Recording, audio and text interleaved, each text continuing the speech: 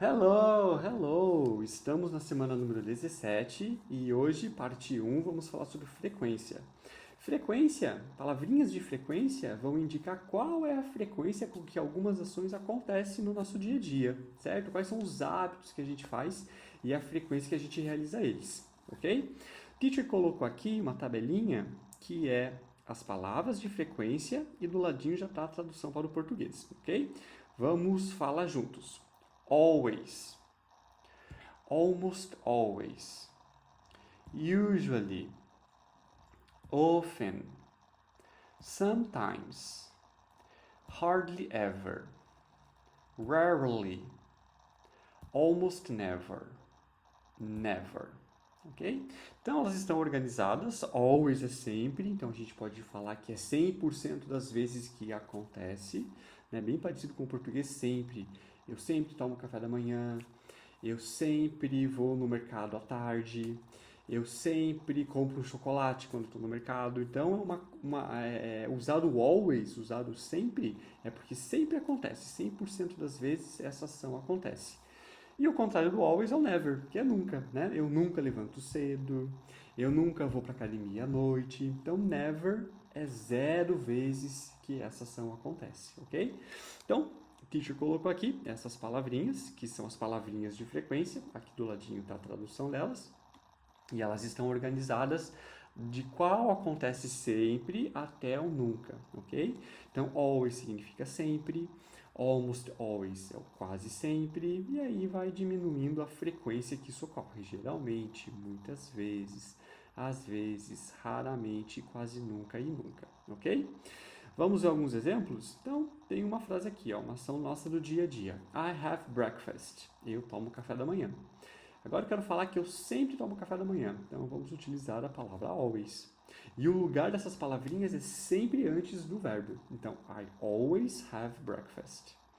Teacher, não é sempre, é às vezes que eu tomo café da manhã. Então vamos trocar. Lembra?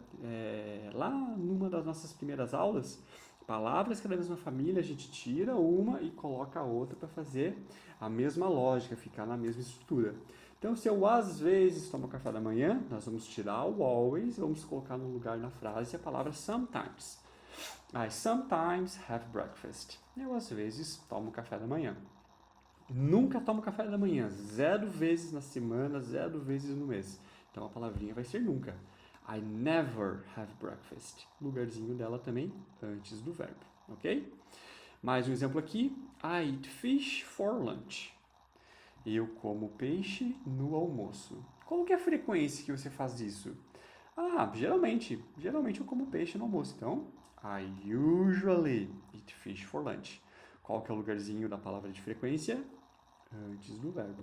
Sempre vamos posicionar, escrever, falar palavras de frequência antes do verbo da ação que a gente tem na frase, ok?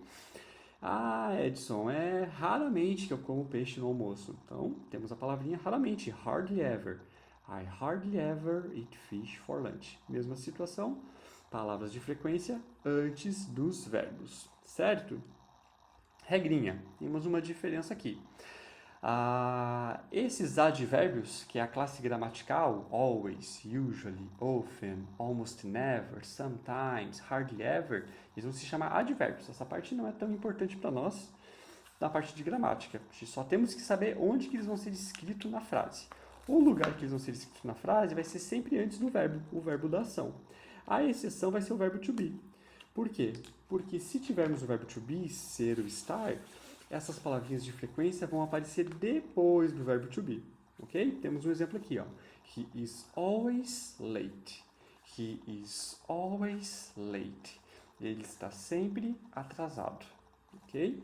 Então, no português a gente vai falar ele sempre está, mas no inglês a gente vai ter que inverter essa posição. Primeiro o verbo to be e depois a palavrinha de frequência. Vamos colocar mais um aqui e vamos fazer o contrário. He is always late, so he is never early. Ele nunca está adiantado. Pronto. No português fica normal, a palavrinha vem antes do verbo, porém no inglês essa vai ser a exceção. A gente vai mudar a ordem. o advérbio, a palavrinha de frequência vai vir depois do verbo to be, ok? Uma aula tranquilinha, mais importante é a gente decorar o significado dessas palavrinhas de frequência, lembrar que elas aparecem antes do verbo, e o exercício de vocês é incluir essas palavrinhas nas frases, fazer essa prática, tá bem? Qualquer dúvida, call teacher, I'm here. Thank you, see you, bye bye.